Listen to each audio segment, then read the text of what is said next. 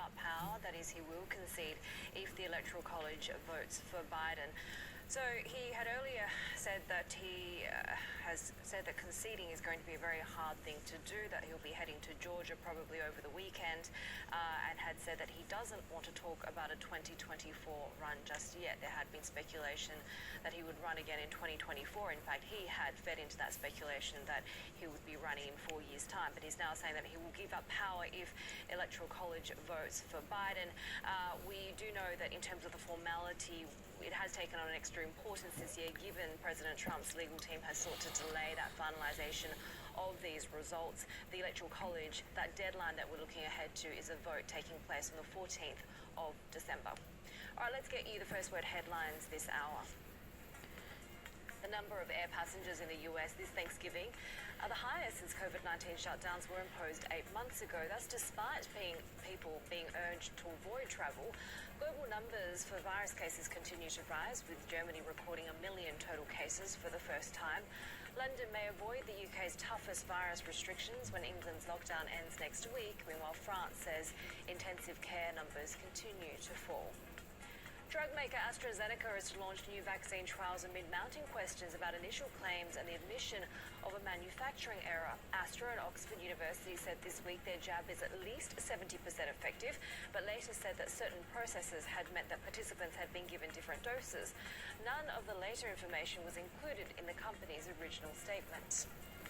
Malaysian Prime Minister Muhyiddin Yassin has survived a key test in Parliament, winning enough support for his budget plan. The $78 billion program was deemed to have passed on a voice vote, ensuring Muhyiddin remains in office as the budget moves on to a second round of debate next week.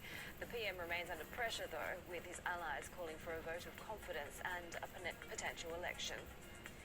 The southern Indian city of Chennai and surrounding areas are mopping up after a powerful storm cut power and triggered widespread flooding. Cyclone Nivar came ashore with winds up to 130 kilometres per hour, although weakened for an initial classification as a very severe storm. In May, Cyclone Amphan killed at least 100 people in eastern India. That was the most powerful storm to hit the area in more than a decade. And those are your first word headlines this hour.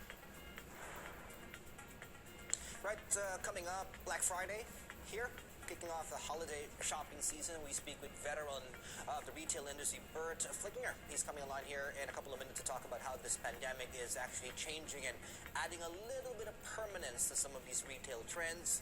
We talk strategy next. This is Bloomberg.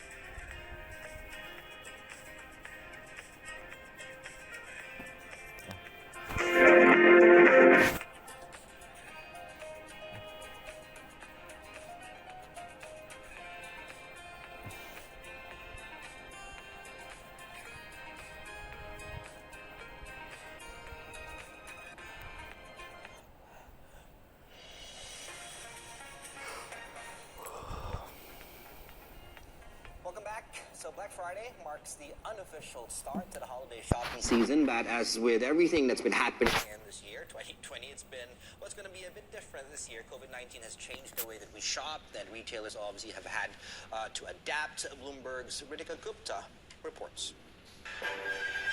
Black Friday, the unofficial start of the holiday shopping season, is upon us. While retailers would normally showcase doorbuster deals, fully stocked shelves, and a frenzy of shoppers, COVID-19 has drastically changed the shopping landscape this season. Stores are rushing to adjust, offering seasonal deals earlier this year to avoid a holiday crunch. Stores are bulking up direct shipping and in-store and curbside pickup, with Adobe Analytics predicting a 40% rise in pickup shopping methods. Traditional brick-and-mortar businesses are also focusing on shifting to e-commerce. Online sales are expected to surge 33% to $189 billion, according to Adobe Analytics. That will not only pressure retailers to adapt, but will stretch fulfillment networks across the US. Getting that change is crucial for struggling stores to survive. Industry analysts warn that shifts towards e-commerce and contactless shopping methods could be permanent. So if shoppers don't have a good experience this season, retailers could risk losing them for good. That was Bloomberg's Ritika Gupta reporting on the preview for Black Friday, Cyber Monday sale. Let's bring in an expert and a veteran of the retail industry, Bert Flickinger, who's a managing director for Strategic Resource Group, and he joins us on Thanksgiving from New York. We really appreciate your time with us on the holiday. So it's all been about online in what's been an unprecedented pandemic year, right? So is that still the theme that carries through? And what does that mean for some of the consumer behavior that you associate with bricks and mortar shopping, like impulse purchases, for example? Heidi, it's like Charles Dickens wrote a century ago in the first line of Tale of Two Cities. It's the worst of times and the best of times. It's the best of times for online. It's the worst of times for undercapitalized, less capable bricks and mortar retailers. That said, though, they're record-breaking results for the food retailers, the pet category dominant retailers, the home category dominant retailers, the consumer electronics retailers.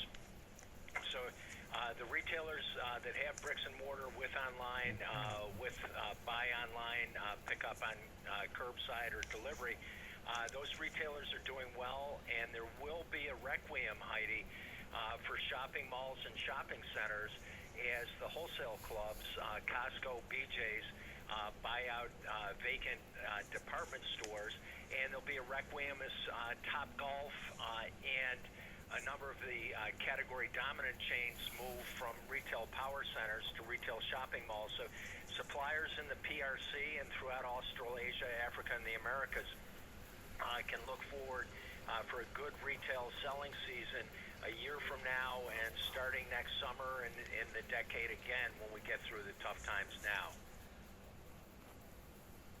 Where are you expecting to see the most strength? Because anecdotally, you already take a look at just the crazy level of demand when it comes to gaming consoles, right? You can't get your hands on a PS5, it seems, from everything that I've heard. Is it still going to be the same kind of stay-at-home demand trends that we've seen all year?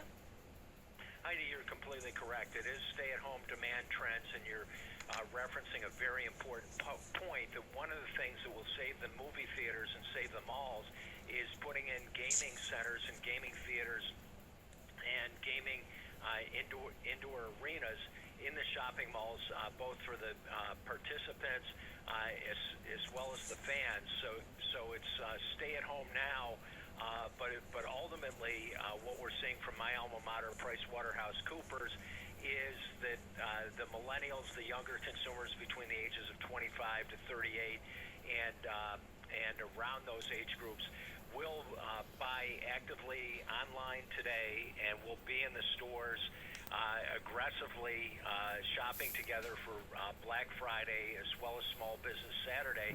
And International Council of Shopping Centers, with whom we've been doing a lot of work from South Africa, Australasia, and worldwide, is forecasting for Small Business Saturday for family-owned and operated businesses.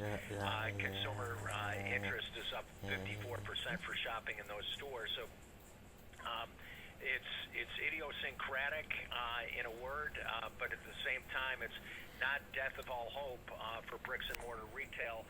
And the key thing, Heidi, is borrowing a page out of Jack Ma's Genius, and where Singles Day, Bloomberg reported last month, generated 55 billion sales U.S. compared to only 11 billion for Amazon Prime Day every U.S. retailer and every worldwide retailer should have a shopping mall and a store-based theme around Singles Day, but instead of doing it once a year, borrow and build on Jack Ma's genius every 90 days or about every quarter.